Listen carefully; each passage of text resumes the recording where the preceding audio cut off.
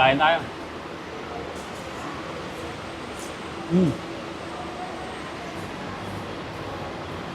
Sabi maalat daw, di naman. So, yan mga box at food trip time na naman. 6:30 ng hapon, paggabi. So, yan, nag-crave tayo sa food trip at ang food trip na pinag-cravean natin ay bulalo. Kaya naman, syempre, ano ba nga ba yung pupuntahan natin? Doon na tayo sa malapit, masarap at sulit. Kaya taka, dito na tayo kay Mr. B. Let's go! So ayan mga box, ayan, nandito na nga tayo syempre sa Mr. B. Syempre pag bulalo ang usapan, dito lang naman tayo pupunta. So tara, umorder na tayo dahil crave na talaga ako sa bulalo. Ayan, marami pala tayong pagpipili ang ano.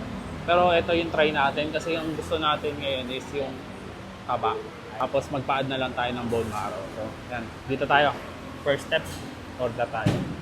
Hello ma'am, magandang hapon po. Yes po, sir. For dining po ba tayo? Yes po, for dining po. Ano po order natin, sir? Good for 4 po ba o good for 2? Po kami solo, sir.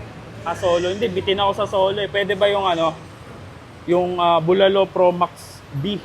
Ano bang kasama nun? Si Pro Max B po, sir, may 4 na rice na po, 4 na beans, and beef cuts po. Okay. Tapos na po beef cuts. So walang ano yun, no? Walang bone marrow. Yun po pinakaiba na yung Pro Max A, tsaka na yung Pro Max B. Yung Pro Max B pang ilang tao yan, ma'am?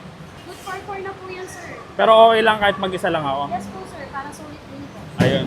Sige, pabili ako ng, pa-order ako ng Pro Max B. Tapos mag-a-add na lang ako ng bone marrow kasi walang bone marrow yun. Pa-add na lang ako ng 3 bone marrow. Okay. Thank you. Saan po yung next, ma'am? Sa step 10 po kayo, sir, para plain lang po ng food niyo. Okay, Enjoy sige. your meal, sir. Thank you. Ayan, dito naman tayo sa step 2. Antayin natin yung order natin dito.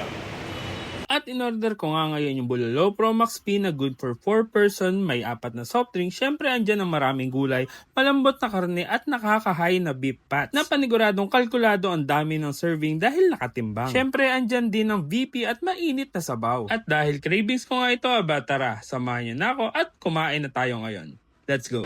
At ayan na nga yung order natin mga box, yung Bulalo Pro Max B.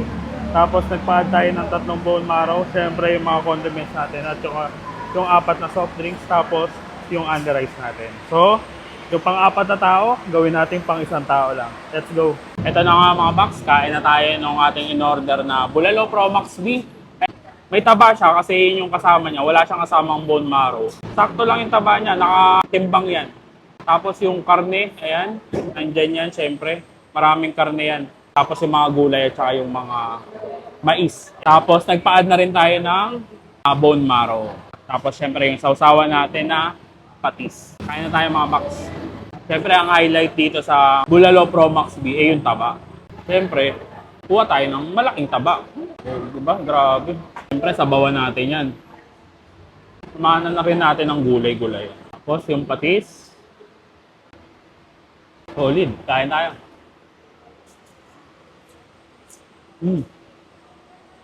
Grabe, pag-usapang bulalo talaga, Mr. Bean lang talaga. Higop tayo ng sabaw. Sarap. Sabi maalat daw, di naman. Kaya ulit tayo. Siyempre, makakalimutan ba natin yung pinadagdag natin? Kaya nga natin pinadagdag yan eh. Yung bone marrow. Lalaglag na. Yan natin ang patis. Kain tayo. Solid. Tingnan nyo yung tao, sobrang dami ng taong talagang pumipila sa kanila. Daming kumakain, di ba? So, ayan, kung cravings yung bulalo, siyempre, dayuin nyo na yung pinakamalapit na branch ng Mr. B sa inyong lugar. Meron sa Cavite, sa Quezon City, sa Caloocan, siyempre, sa Quiapo. Ano? Pupudre po na ako. Kita-kit sa susunod kung dadayuin ko sa may masarap, mura, at kakaibang kain natin. Don't forget to eat, ride, and ride.